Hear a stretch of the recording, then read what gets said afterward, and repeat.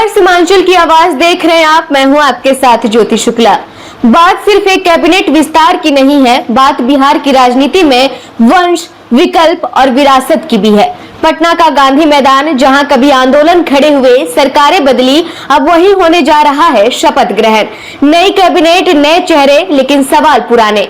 गुरुवार 7 मई सम्राट चौधरी की नई टीम शपथ लेगी, लेकिन इस पूरी कवायद में सबसे ज्यादा चर्चा एक ऐसे नाम की है जो अभी तक राजनीति में औपचारिक रूप से कहीं नहीं है। नाम है निशांत कुमार। अब जरा रुकिए और सोचिए, क्या ये वही बिहार है जहां राजनीति में संघर्ष की कहानियां सुनाई जाती थी, या अब ये वो बिहार है जहां सरनेम ही सीढ़ी बन जाता है? नीतीश कुमार, जिन्होंने अपनी राजनीति को हमेशा परिवारवाद से अलग बताया, आज उन्हीं के बेटे के कैबिनेट में आने की चर्चा सिर्फ एक खबर नहीं, एक प्रश्न है। सूत्र कहते हैं, जनता दल यूनाइटेड के भीतर कोशिशें तेज हैं, नेता समझा रहे हैं, परिवार समझा रहा है, पार्टी चाहती है कि निशांत आगे आए। लेकिन सवाल यह है, क्या ये राजनीति अब मनाने का खेल बन गई है या फिर जनता के प्रतिनिधित्व का? आप देखिए, संभावित मंत्रियों की सूची लंबी है। पुराने चेहरे लौटेंगे, श्रवण कुमार, अशोक चौधरी, लेशी सिंह और नए चेहरे भी लाइन में हैं। लेकिन इन सब के बीच एक नाम सब पर भारी है। क्यों? क्योंकि वो चुना हुआ नहीं है, बल्कि चर्चा में लाया गया है। अक्सर खबरों में जो दिख रहा है उससे ज्यादा जरूरी है जो छिपा है।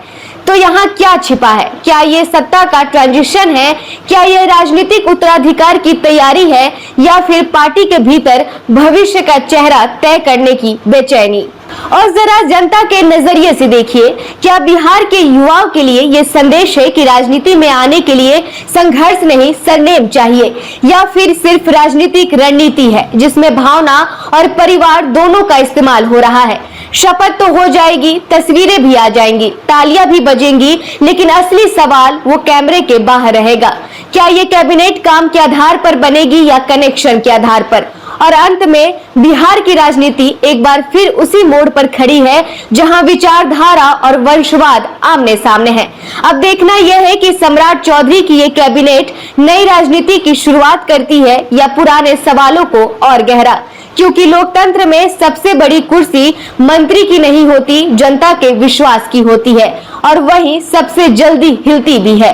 इस खबर में फिलहाल इतना ही। सीमांचल समेत देश दुनिया की बाकी अहम खबरों के लिए देखते रहिए हमारा चैनल सीमांचल की आवाज। नमस्कार।